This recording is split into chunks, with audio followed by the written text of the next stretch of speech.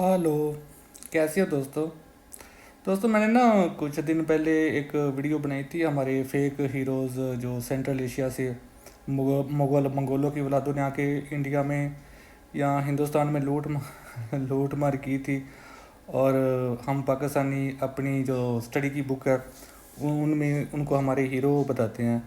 تو اس ویڈیو پہ نا کافی اچھا رسپانس ملا مجھے. تو میں نے سوچا آج تھوڑا سا نا اس کو تھوڑا سا آگے لے کے چلتے ہیں، اس پہ اور تھوڑا سا بات کرتے ہیں. تو آج ہم بات کرتے ہیں زہیر الدین بابر پہ.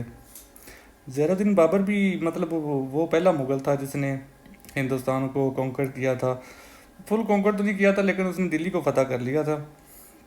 زہیر الدین بابر ایکچولی وہ اصل میں نا ازبکستان کا تھا. ازبکستان کا جو کہ سٹی ہے نا فرغانہ، وہاں پہ اس کے باپ دادا کی حکومت تھی. اور جو بابر تھا زہیر الدین بابر وہ پیور چنگیز خان کی نسل میں تھا. مطلب چنگیز خان، زہیر الدین بابر کا والد اور زہیر الدین بابر کی جو ماما تھی جو اس کی والدہ تھی، وہ دونوں ہی چنگیز خان کی نسل سے تھے.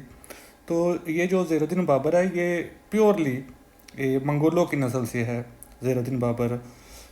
تو اس کو جب ازبکستان سے نکالا گیا تو اس نے پہلے اس کے ساتھ کچھ چند اس کے وفادار ساتھی تھے، 10-12 ہزار کے قریب. تو اس نے پہلے افغانستان کو فتح کیا، کابل پہ قبضہ کیا، اور اس کے بعد اس نے انڈیا آنے کا پلان کیا. اور 16ویں صدی کے سٹارٹ میں 1520-25 میں اس نے اٹیک کیا تھا دلی پہ زہیر الدین بابر نے. اور جب اس نے جب یہ دلی پہنچا پانی پت کے مقام میں، پانی پت کا ابھی تو چھوٹا سا سٹی ہے ہریانہ میں، انڈیا کے اسٹیٹ ہریانہ میں. تو پانی پت کے مقام پہ اس کا جو پہلا انڈین رولر کے ساتھ اس کا فائٹ ہوئی تھی، مقابلہ ہوا تھا، جنگ ہوئی تھی. آپ حیران ہو گئے، وہ بھی مسلمان تھا.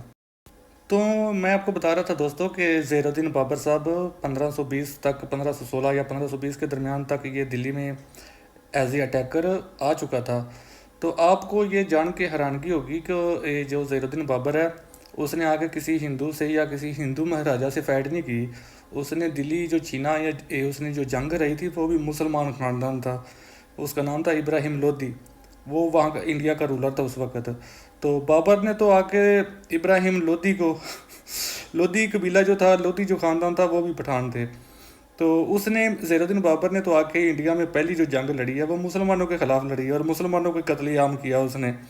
تو اس نے تو سارے لودھی خاندان کو مار دیا. ایون کہ ابراہیم لودھی جو بادشاہ تھا اس کو قتل کر کے اس کی والدہ کو بھی اس نے جیل میں ڈال دیا. اور پورا لودھی خاندان اس نے کسی کو ہاتھی کے نیچے، ہاتھی کے پاؤں کے نیچے کوئی چلوا دیا، کسی کے ٹکڑے ٹکڑے کر دیے. مطلب ظالم ٹائم بابر تھا. اور مسلمانوں کے قتل عام کر کے مسلمانوں کی حکومت دلی میں چھین کے اس نے دلی پہ قبضہ کیا. تو یہ ہے ہمارا بابر. اور آپ یقین کرو، یہ سوچ کی ہنسی آتی ہے کہ ہماری پاک آرمی، ہماری پیاری آرمی نے اس کے نام پر بھی میزائل بنایا ہوا ہے، بابر میزائل. پہلے آپ بتاؤ تو صحیح، بابر کی اچیومنٹ کیا ہے مسلمانوں کے لیے یا بر صغیر میں؟ وہ تو لوٹر تھا کہ اس نے ایک مسلمان حکمران کی حکومت ختم کر کے اس کے مسلمان خاندان سارے کو مار کے قتل کر کے لودھی خاندان کو تو اس نے خود قبضہ کر لیا. تو ہم اس کو گلوریفائی کرتے ہیں، ہمارا ہیرو ہے. ہمارے مزائل بن رہے ہیں بابر کے نام پہ. بابر کوئی ہیرو نہیں تھا، وہ اپنے علاقے سے اس کو نکال دیا گیا تھا. ازبکستان سے اس کا تعلق تھا، ازبکستان سے اس کے کزنوں نے یا اس کے بھائیوں نے، سگوں نے اس کو ضلع وطن کر دیا تھا، ملک سے در بدر کر دیا تھا. تو اس لیے وہ مجبوراً ادھر انڈیا. اور میں آپ کو یہ بھی بتاتا جاؤں دوستوں کہ جو زہیر الدین بابر تھا نا، اس نے جسٹ دلی کو ون کیا تھا لودھیوں سے، یا آگرہ ون کیا تھا. دو مین سٹی اس کے ابھی قبضہ میں آئے تھے. جدھر مطلب مسلمانوں کی حکومت تھی اس نے مسلمانوں کو ہی ریپلیس کیا تھا. لودھی خاندان مسلمان کی حکومت تھی، ان کو قتل کر کے ان کو مار کے تو اس نے اپنی حکومت قائم کر لی.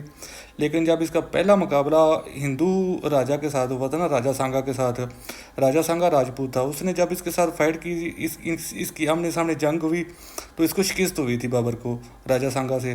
اور پھر یہ جنگ ہارنے کے بعد دم دبا کے واپس افغانستان بھاگ گیا تھا بابر، اور پھر وہیں کہیں مرا کھپا ہے اور ادھر ہی اس کی ڈیتھ ہوئی ہے.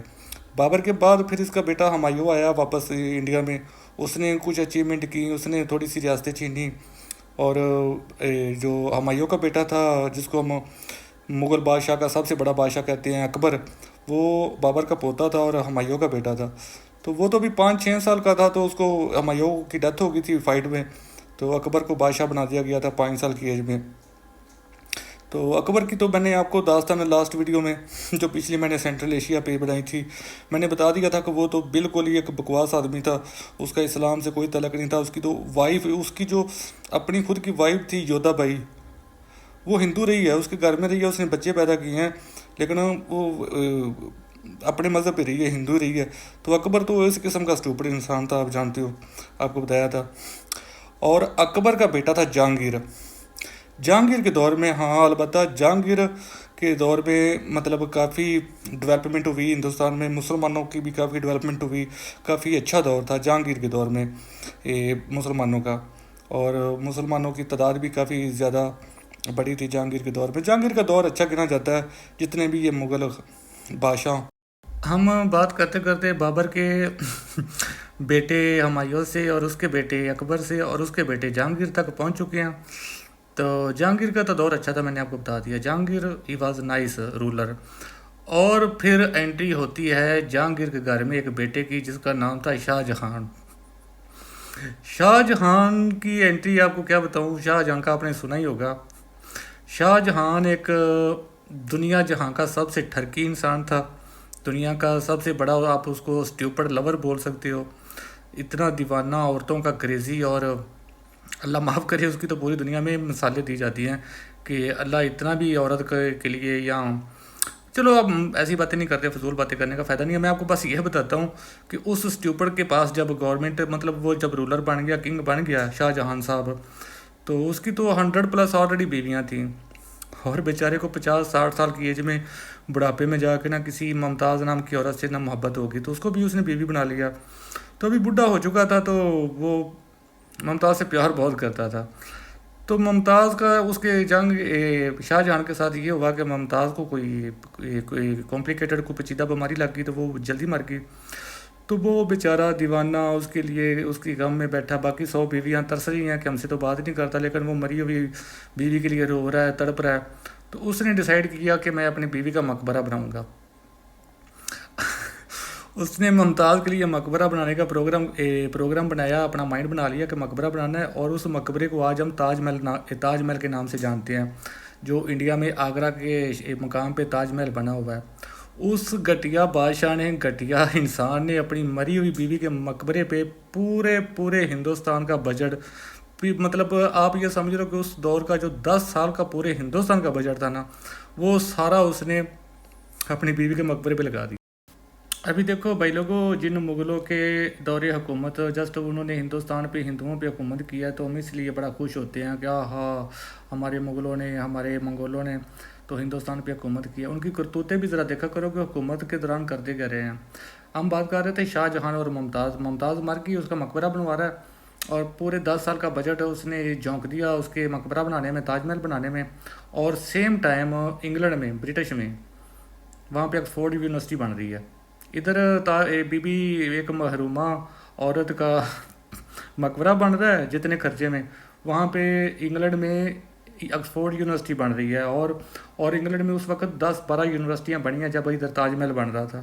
پوری دنیا میں ترقی ہو رہی ہے، پورے یورپ میں یونیورسٹیاں، سائنس پہ پیسہ خرچ ہو رہا ہے، ترقی پہ پیسہ خرچ ہو رہا ہے، نئی ایجادات ہو رہی ہیں یورپ میں، برٹش میں. اور ہمارے مغل صاحب مری ہوئی بیوی کا سوگ بنا رہے ہیں، اور پورے ہندوستان کا بجٹ، لٹرلی پورے ہندوستان کا بجٹ اپنی بیوی کے مقبرے پہ لگا رہا ہے. ایون کہ پورا ہندوستان اس نے کنگلا کر دیا، پورا ہندوستان کا پیسہ کھا گیا اس کا مقبرہ تاج محل جو بلڈنگ بنی ہوئی ہے. ایون کہ شاہ جہاں صاحب کو قرضہ لینا پڑا آس پاس کی ریاستوں سے، آس پاس کے ملکوں سے. کس لیے؟ اپنی بیوی کا مقبرہ بنانے کے لیے. وہ ہندوستان جو اس وقت پوری دنیا میں سب سے رچ کنٹری، پوری دنیا میں امیر ترین خطہ گنا جاتا تھا، اس نے صرف مقبرہ اپنی بیوی کے چکر میں اس نے اس ملک کو کنگال کر دیا. اور اپنا پیسہ تو ضائع کیا، دوسرے ملکوں سے قرضہ لے رہا ہے تاج محل بنانے کے لیے. تو بھائی لوگ، یہ تھی ہمارے پیارے مغلوں کی ہسٹری. یہ تو صرف میں نے ظہیر الدین بابر کی نسل اور اس کی اولاد اور ظہیر الدین بابر کی آپ کو بات بتائی ہے، جن کے نام پہ ہماری آرمی ہمیں बताती ہے کہ یہ تو بابر مزائل ہے، یہ تو انڈیا کو تباہ کر دے گا. تو یہ بابر نے چانے چڑھائے تھے پاکستان آ کے، اور اس کی اور انڈیا. میں یہ نہیں کہہ رہا کہ شاہ جہاں نے اپنی بیوی سے اتنا پیار کیا یا کیوں کیا، یا میں اس کے پیار سے جیلس نہیں ہو رہا کہ اس کا اتنا وہ پیار تھا، لیکن وہ اس کا ایک لوتا پیار نہیں تھا نا، وہ اس کی ایک لوتی وائف نہیں تھی اس کی، تو اس کے علاوہ بھی 100 وائف تھی، بیویاں تھی، بچے تھے. تو یہ تو غلط بات ہے نا، مطلب یہ تو باقی عورتوں کے ساتھ زیادتی ہے. تو وہ اتنا اسٹوپڈ انسان تھا، اس نے سارا، وہ تو میں نے آپ کو بتا دیا، پیسہ وغیرہ سارا اس نے خرچ کر دیا تاج محل بنانے پہ، کیونکہ سنگ مرمر اور پتہ نہیں کیا کیا کاریگری ہے، میں نے تو بس ٹی وی پہ دیکھا ہے تاج محل کو. تو اس کے جو بیٹے تھے نا، انہوں نے زبردستی پھر اسے حکومت چھینی، اس کو ایون اس کے سگے بیٹوں نے اس سے حکومت نہیں چھینی، اس کو جیل میں بھی ڈالا اپنے سگے باپ کو، کیونکہ یہ اتنا پاگل ہو چکا تھا اس عورت کے چکر میں، مری ہوئی عورت کے چکر میں، کہ یہ تو پورے ہندوستان کو ہم سب کو بیچنے والا تھا. یہ تو کہتا تھا کہ بس اور پیسہ دو، میں نے ابھی دوسرا مقبرہ بنوانا ہے، ابھی تیسرا مقبرہ بنوانا ہے. تو اس کے بیٹوں نے نہ صرف اس سے حکومت چھینی، اس کے سگے بیٹوں نے، بلکہ اس کو زندان میں بھی ڈالا، جیل میں بھی ڈالا، اور جیل میں بھی ایسے ڈالا کہ وہاں پہ بھی، جیل کے اندر بھی اس کو جزیروں میں جکڑ کے رکھا جاتا تھا، کیونکہ وہاں پہ بھی وہ اسٹوپڈ حرکتیں کرتا تھا، ممتاز ممتاز کرتا تھا، پتہ نہیں اس کی آتما اس کو نظر آتی تھی یا روح نظر آتی تھی. 80 سال کا 90 سال کا بابا ایک عورت کے پیار میں اتنا دیوانہ ہو کے مرا ہے، اب خود اندازہ کرو. تو کہتے ہیں جب وہ زندان میں تھا نا، جیل میں تھا، تو اس نے ریکویسٹ کی تھی اپنے بیٹوں سے کہ جیل کی جو دیوار ہے نا، اس میں ایک روشن دان ایسا بنا کے دو جس سے مجھے تاج محل نظر آتا رہے، تاکہ میں تاج محل دیکھوں، تو مجھے جب میں تاج محل دیکھتا ہوں تو مجھے تاج محل میں میری بیوی ممتاز نظر آتی ہے. آپ اندازہ کرو اس بابے کی دونوں ٹانگیں کور میں تھی، 80 90 سال کی ایج میں، تو وہ ممتاز کرتا کرتا مرا.